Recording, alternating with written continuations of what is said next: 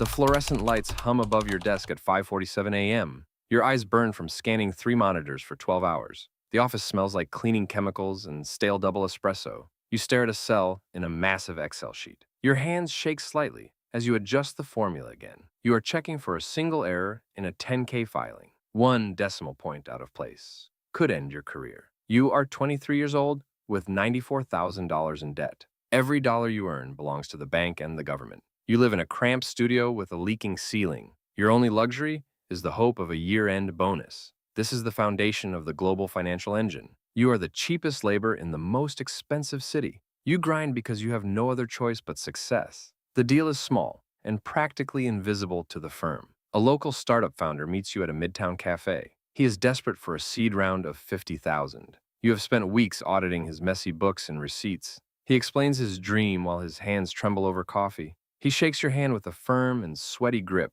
You tell him the money will be in his account. A handshake signifies trust in a world of complex contracts. You feel a brief surge of pride in this moment. You believe you are helping a small business grow today. You think your work has a real human impact now, but you are just a small gear in the machine. 2 years later, you are in the room for more. The machine does not care about your pride or handshakes. It only cares about the movement of capital across borders. You realize your mistake was looking at the human face. Your time is sold to the highest bidder every night. The first rule is that sentiment is a technical error. The numbers always tell the only story that matters now. Efficiency is the only god you serve in this office. 2 years later, you are in the room. You sit across from a developer in a glass-walled office in Chicago. The wind howls against the skyscraper. You are 25 years old now. Your salary has doubled. Your debt is a smaller shadow. You have graduated from handshakes to complex debt structures. You are the associate on the deal. The target is a mid-rise office block on Michigan Avenue. The purchase price is $2 million.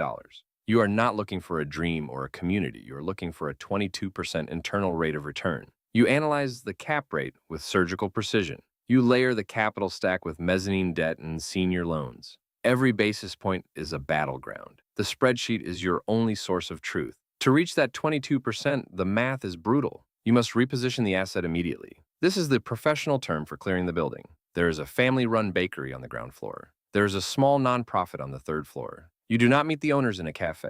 You only study their lease expiration dates on a screen. You do not model the human cost of their displacement. Nobody in this room asks you to. You sign the notice of non-renewal without blinking. You watch the baker pack his boxes from your office window. You feel nothing but a mild concern for the construction schedule. The deal is executable. Capital must flow to its most efficient use at all times. You have learned to speak the language of the machine fluently. It is a language of cold variables and exit multiples. Proximity to capital is proximity to power. That is the second rule. You are moving closer to the center of the heat. The commission hits your bank account by Friday. You buy a watch that costs more than your first car. You are no longer just a small gear. You are becoming a lever in the system. But the deals are about to get much bigger. At the director level, the numbers stop being the main focus. You realize that information is the only currency that matters. 4 years pass in a blur of red-eye flights. You are now a director at the firm. Your office has a sweeping view of Central Park. Your suits are made by a private tailor in London. You no longer build the financial models yourself. You have a team of hungry analysts for that. You manage the intent behind the capital now. The deal is a mid-market manufacturing acquisition. It is worth $180 million. The target is a legacy industrial plant in Ohio. It has provided local jobs for 3 full generations. The owner is an old man named Harold. He calls his employees his extended family. He thinks this deal is about his retirement legacy. You sit across from him in a quiet boardroom. You nod while your team calculates the liquidation value. You speak about synergy and future growth potential, but your real focus is the EBITDA optimization. The math requires the closure of the main line. 300 families will lose their income by Christmas. You do not flinch when you sign the paper. This is not a failure of your character. It is the cold logic of information leverage. You knew the factory was obsolete months ago. You had the data from 3 global competitors first. Information is the only currency that never truly devalues. You use it to dictate terms and crush resistance. The third rule is simple and very brutal. Proximity to capital is proximity to power. You are no longer asking for permission to exist. You are now the one who decides who stays. The consultation fees are more than a doctor's salary. You realize the numbers were always just a cover. Investors do not follow spreadsheets into the dark night. They follow the people they trust to stay cold. Capital doesn't follow returns alone in this world. It follows relationships built on total and absolute certainty. At this level, the relationship is the business. But soon, the borders of the map look small. You are ready for the billion-dollar game now. You are 42 years old now. You fly on private jets from Teterboro to Zurich. You do not check the prices of anything anymore. You only check the time zones. You are a senior partner at the firm. You finally own a significant piece of the machine. The deal on your desk is a $1 billion leveraged buyout. You are moving capital across oceans like a god. You wake up in a suite in Zurich. You have breakfast with a representative of a sovereign wealth fund. These people do not much have names or faces. They only have mandates and infinite financial horizons. By lunch, you are on a secure line with Singapore. You are acquiring a global technology conglomerate today. The debt is structured across 4 different legal jurisdictions. You use the LBO model to strip every unnecessary cost. The actual product they build is completely irrelevant to you. You only care about the tax-efficient repatriation of their earnings. Then you meet the shadow players of the market. These are men who operate entirely outside the traditional system. They do not look for IRR or simple exit multiples. They look for strategic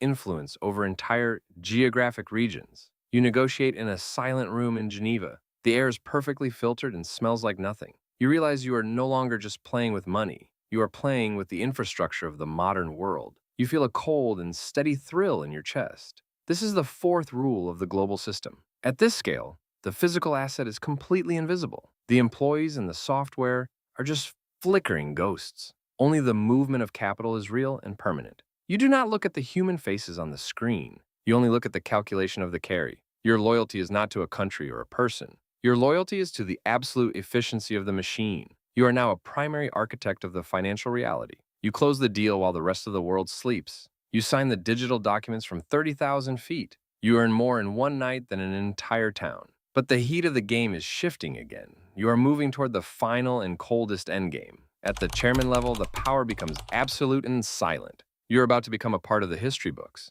You are 71 years old now. You do not fly commercial or private anymore. You fly on a government-issued jet to Washington, D.C. Your hair is white and your suit is timeless. You are the chairman of the global board. You are no longer an employee of the firm. You are an advisor to the masters of the world. The deal today is $5 billion.